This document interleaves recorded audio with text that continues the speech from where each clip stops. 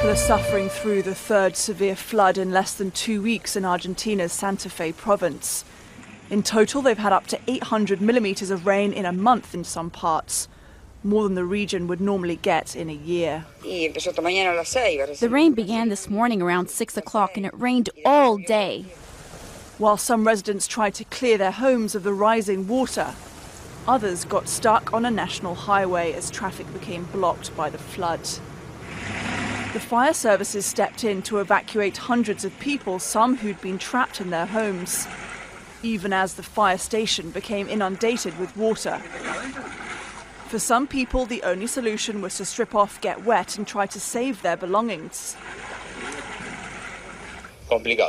It's quite complicated. We hope that vehicles do not pass through here so they do not make waves and no more water enters the houses. Many people are taking cover in shelters with limited supplies to keep them going. People here have already suffered through weeks of floods. Local leaders have asked the government for more support to help the region and its people recover. More than 90 dolphins found dead or dying in Everglades National Park. This is video you will only see on NBC2. Wildlife officials say it's the largest mass stranding ever in Florida. This is on the west side of the park, a very remote area near Highland Beach, about an hour or so south of Marco Island. NBC2's Risa Morris joins us live where biologists are trying to solve this mystery. Risa? Peter, it took us an hour and 30 minutes by boat to get to Porpoise Point in Everglades National Park where the animals are stranded. FWC and the Park Service have closed off most of the water around where the animals are. But as we got closer, we were able to see about 10 false killer whales stranded on the beach. We're told there are dozens of others dead in the water. And it's a race against time for the researchers to figure out what happened as sharks and other predators lurk nearby. Only NBC2 was out on the water searching for the false killer whales, a type of dolphin, with Joe Casero as our captain. It was pretty interesting, definitely. FWC and the Park Service would not let us get very close, but there's no mistaking what we saw. There were a bunch of dead whales sitting on the beach and people, I guess scientists, cutting them up. These false killer whales were found over the weekend, and now research teams are out here trying to figure out why they're stranded and how they died. John Goldstein and his son spotted the dolphins over the weekend. They took these pictures, and today we know this is the largest mass stranding of false killer whales ever in Florida. And Casero says he has an idea of what happened. I think they were just cruising along, and the tide dropped out, and they found themselves on the beach. FWC and NOAA are working together to investigate. While there are 9 or 10 dolphins beached, they believe there are dozens more underwater, with 95 false killer whales stranded in total. Huge! Oh my God, those things look like what, 20 feet, something like that?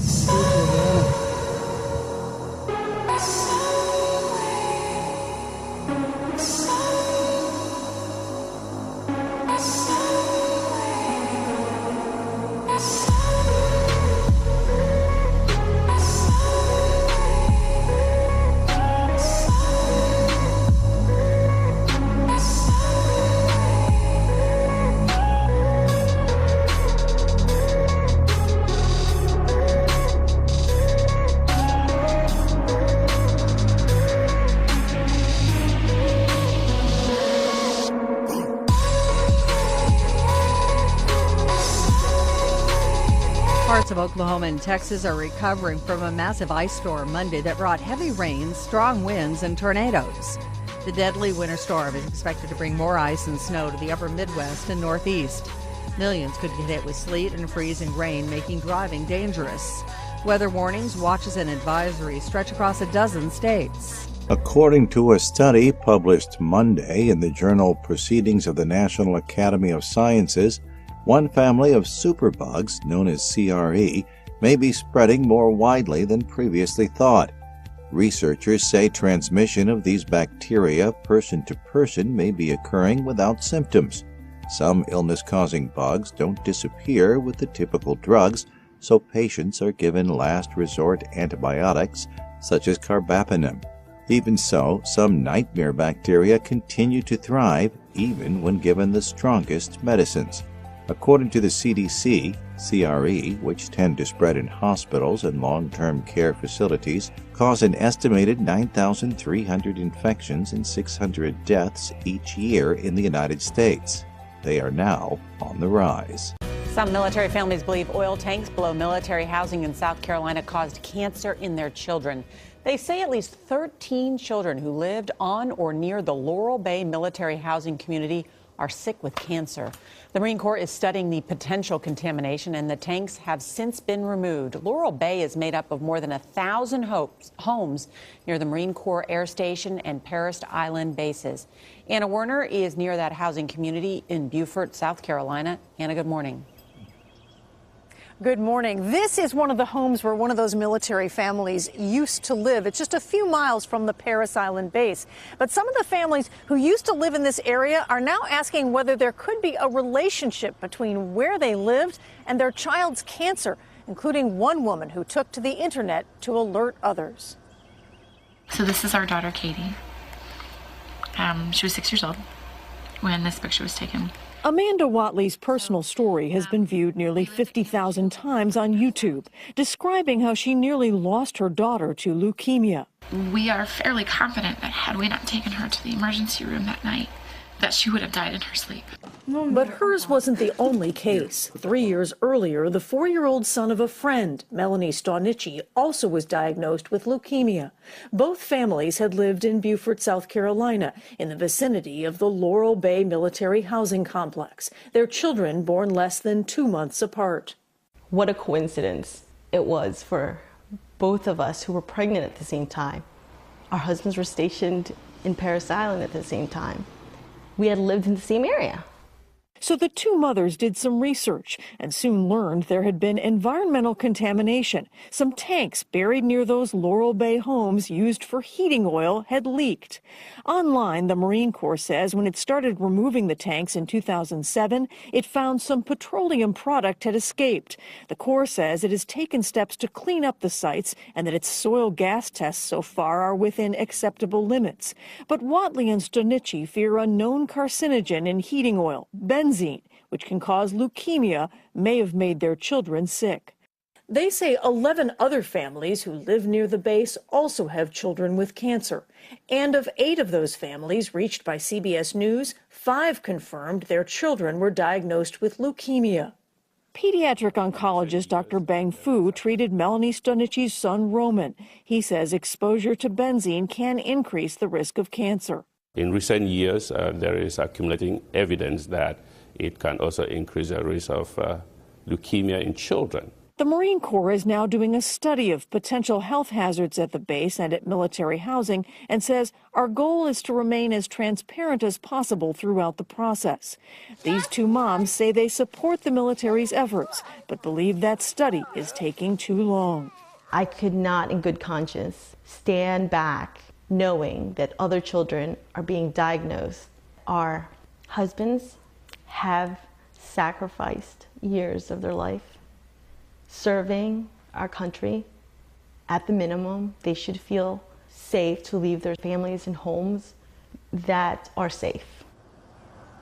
Now, the Marine Corps base commander has said that if he learns of any definitive cancer link, he'll inform residents right away and take immediate action. He's also planning town hall meetings for tonight and tomorrow night to answer residents' questions. Meanwhile, Melanie's son Roman has been in remission for a little over a year, and Amanda's daughter Katie had a bone marrow transplant. She's hanging in there, Gail.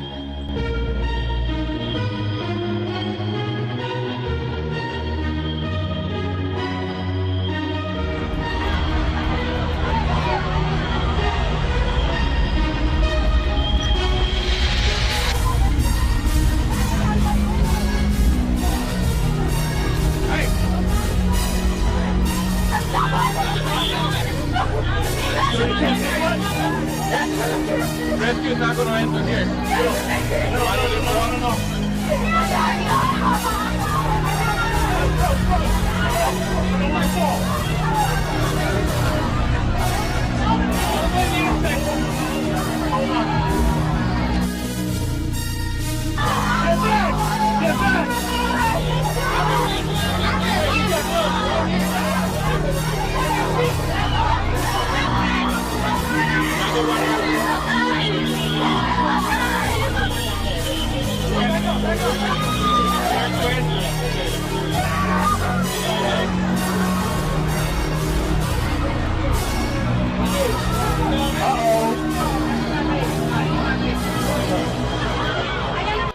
Los Angeles Times says China is telling President-elect Trump that its one China principle affecting Taiwan is not negotiable. China's foreign ministry spokeswoman said yesterday that challenging long-standing policy would be like lifting a rock to drop it on one's own feet.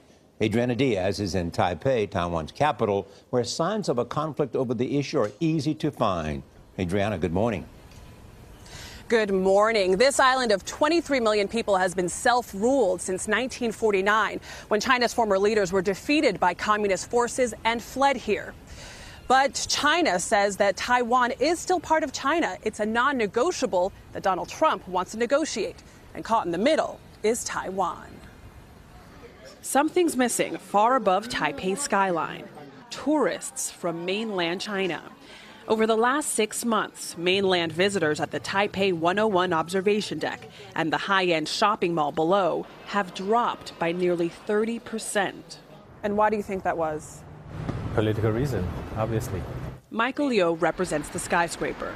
He says China cut tourism to punish Taiwan's independence-leaning president Tsai Ing-wen for not endorsing the One China principle. Is there concern that things might get worse? I think, yes, some people think is worried about that. Though life appears normal in Taiwan's bustling markets, tensions are mounting with its neighbor. China cut off all official contact with Taiwan in June, and its military is testing the boundaries. For her part, President Tsai is walking a political tightrope. Last month's precedent-breaking phone call to Donald Trump didn't help. It partially legitimized her leadership, infuriating China. I don't know why we have to be bound by a one China policy. And now Mr. Trump keeps twisting the knife. He told the Wall Street Journal Friday everything is under negotiation, including One China. That prompted fighting words and images in Chinese state media. An editorial Monday said if Mr. Trump doesn't back down, Beijing will have no choice but to take off the gloves. Locals say he's both helping and hurting Taiwan. You like Trump? Yes. Why? Have power. I think he will, make the China angry. So maybe it's not good for us. Bill Stanton, who ran the American Institute, our unofficial embassy here, says Taiwan shouldn't be used as a bargaining chip with China. He needs to avoid doing anything that's going to upset the status quo in the Taiwan Strait. Taiwan's already feeling the pressure diplomatically. Just last week, China offered Nigeria a $40 billion investment, after which Nigeria agreed to move Taiwan's trade office out of its capital. Many here fear that if, as president, Mr. Trump uses Taiwan as bait, their future could be on the line. Gail? All right, much to think about there. Thank you very much, Adriana Diaz, reporting from Taiwan. Now, the inauguration. A disruption is planned. However, bikers for Trump plan to ride into D.C. to support the president-elect. Come on in, Chris Cox from Bikers for Trump. Now, you say you're riding to D.C. in support of Mr. Trump and that you're going toe-to-toe with the protesters. That sounds like, I heard that off the top there. That sounds like a confrontation to me, Chris. Well, the bikers are certainly used to being outnumbered, and we are prepared to form a wall of meat. But we're confident that law enforcement, that they've learned their lessons in Chicago and in Arizona, and if it's anything like it was in Cleveland, they're going to have things under control. We're anticipating a celebration here. We don't anticipate any problems. We have a strict code of conduct where we don't condone violence. But again, in the event that we're needed, you can certainly count on the Bikers for Trump to form a wall of meat. A wall of meat. That's an interesting phrase, right? I believe you're going to be vastly outnumbered. Anti-Trump groups are reserving, in terms of parking spaces, I understand, they got far more than the pro-Trump people. Is that accurate? Well, again, we're used to being outnumbered, and we're very confident. Our group is full of, the backbone of the biker community is the veteran. And so these are guys that aren't really used to backing down. But, you certainly won't see bikers out there screaming, calling for the destruction of private property or the death of police officers. we're going to be throwing the halftime inauguration rally at John Marshall Park that will kick off shortly after Donald Trump exits the stage to go into the Capitol, and it will end shortly before the parade on Pennsylvania Avenue. Why are you such a big supporter of Donald Trump? Well, like Donald Trump, the biker has an outspoken nature. And so as Donald Trump came onto the political scene, the biker was looking for someone outside the establishment, someone that was going to stand up to and call it what it is. Radical Islam is one of the biggest talking points of bikers for Trump. Illegal immigration, and one of our sweet spots is getting behind the American veteran. We believe it's incumbent upon all who understand the value and the sacrifice of our servicemen and women that we are there for them, and we've got to change these policies now. All right, Chris Cox, look, thanks very much for joining us this morning. We wish you well at the inauguration next week, and we'll be following you. Chris, thanks a lot, sir. Thank you, Stuart. Got it.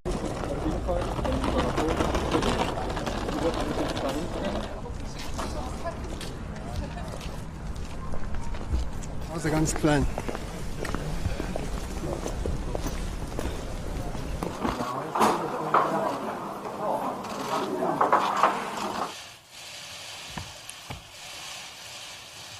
Nach einstimmiger Auffassung des Zweiten Senats verfolgt die NPD zwar verfassungsfeindliche Ziele, es fehlt aber derzeit an konkreten Anhaltspunkten von Gewicht, die es möglich erscheinen lassen, dass ihr Handeln zum Erfolg führt.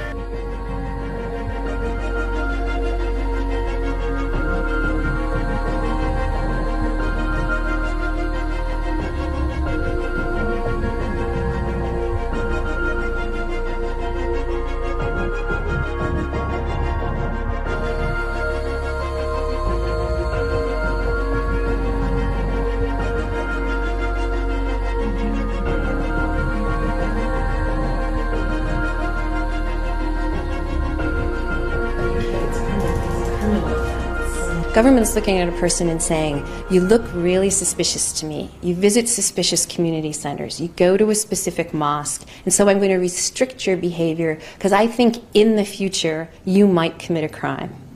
And this is one of the most troubling aspects of the report and the information in the report. And we see governments that have already adopted these types of measures, and we see other governments contemplating them. For every measure that is reflected in it, there is a discriminatory element to it. And the discrimination does disproportionately impact Muslims, people perceived to be Muslim, foreigners, migrants, and refugees. And what we see in Europe right now is it's not a debate, it's more of a narrative. And the narrative is that if you are Muslim, or if you are a refugee or a migrant, you are a threat.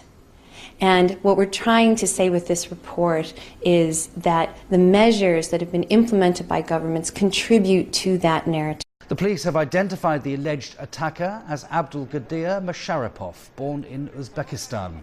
He is said to have been trained in Afghanistan. Musharrapov was detained in an apartment in Istanbul. One Iraqi man and 3 women from Egypt and Africa were also detained at the same place. Police say they found $197,000 and 2 weapons at the apartment. The governor of Istanbul says Musharrapov entered the country illegally from its eastern borders. ISIL has claimed responsibility for the attack, and 50 suspects have been detained in Turkish police operations. A deadly rampage at a popular tourist spot. Police say a gunman opened fire inside a nightclub at a resort in Mexico just south of Cancun, killing at least 5 people. Chief Correspondent Jonathan Hunt is live with the very latest story. Jonathan, what do we know about what actually happened? Well, Shannon, the shooting apparently began in the early hours of this morning at the Blue Parrot nightclub. That is a long-standing and very popular nightclub in Playa del Carmen, popular with Americans and European tourists. The shooting causing panic, as you can see, people literally running for their lives out of the nightclub and into the streets of Playa del Carmen. The music festival, an electronic dance music festival, was happening at the time, so it was particularly busy in there. The organizers of that festival put a statement on their Facebook page saying in part, quote, "It is with great sadness to share that police have confirmed reports of a lone shooter outside the Blue Parrot nightclub. 3 members of the BPM security team were among those whose lives were lost while trying to protect patrons inside the venue." And the figures as we have them right now, Shannon, are that 5 people were killed in this shooting and at least a dozen wounded. Shannon. All right, Jonathan, any word yet on motive?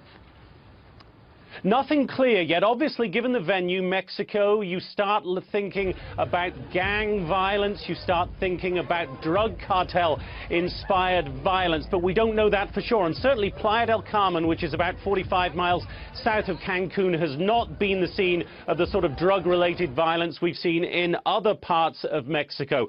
The other thing that is beginning to be reported now is that some sort of disagreement, as a local official put it, began inside the nightclub. The security officers tried to break that up, and that is when they got shot. But no clear motive at this point right now, Shannon. All right, Jonathan, keep us updated. Thank you. In 3 days, Donald Trump will become the 45th president. But at least 3 dozen Democratic House members will not be at the inauguration. They are boycotting the ceremony in response to the president-elect's feud with Congressman John Lewis. Perhaps an even bigger story is the new controversy over the nominee for Health and Human Services Secretary, Congressman Tom Price. He faces new accusations of insider trading in a medical company's stock. Major Garrett is covering the transition. Major, good morning. Good morning. The Trump transition is feeling the weight of expectation and criticism, and the hard work hasn't even begun. As the nation awaits the spectacle of the Donald Trump inauguration, it received a preview of the address Mr. Trump will give amid an approval rating that, according to Gallup, is more than 20 points lower than any president since 1993. It is magnificent. It's just very elegant, beautiful, strong, powerful speech in his own words. Counselor to the president-elect Kellyanne Conway said brevity and authenticity are central to Mr. Trump's inaugural address. More than 35 House Democrats will boycott the speech in protest of Mr. Trump after his Twitter attacks on iconic civil rights leader and Georgia Congressman John Lewis. The transition continued to defend Mr. Trump's comments. It's like being the walking wounded, right? It's always, everybody's always gunning for us, and we're just supposed to look the other way at all times. Lewis said nothing about the president-elect on the Martin Luther King Jr. holiday. As Dr. Martin Luther King Jr. said, hate is too heavy a burden to bear. At Trump Tower, Mr. Trump met with the eldest son of Dr. King and discussed voting rights and King's unfinished agenda. We need to be talking about how do we feed people? How do we clothe people? How do we create the best education system? That's what we need to be focused on. The focus on Capitol Hill this week will also be on confirmation hearings for 8 more of Mr. Trump's nominees. Congressman Tom Price, tapped to lead the Department of Health and Human Services, will likely have to confront conflict of interest issues. The Inpatient Procedures Act, called the HIP Act. As an orthopedic surgeon, I bear some familiarity with this area. In early 2016, Price introduced legislation that sought to delay a regulation that would financially impact medical device company Zimmer Biomet. Days earlier, Price purchased between $1,000 and $15,000 of stock in that company, whose political action committee later donated $1,000 to Price's re-election fund. And guess who doesn't get the joint replacement that they need? It's the patient. A separate investigative report out late last year found that since 2012, Price traded about 40 healthcare-related stocks while sponsoring health-related legislation as a member of Congress. That bill we mentioned a moment ago, H.R. 4848, never became law, but is likely to be raised at Price's confirmation hearing Wednesday. Senate Minority Leader Chuck Schumer wants the Office of Congressional Ethics to investigate, writing, "The president-elect claims he wants to drain the swamp, but Congressman Price has spent his career filling it up." CBS News asked Price and the Trump transition for comment, Gayle, but so far, no reply.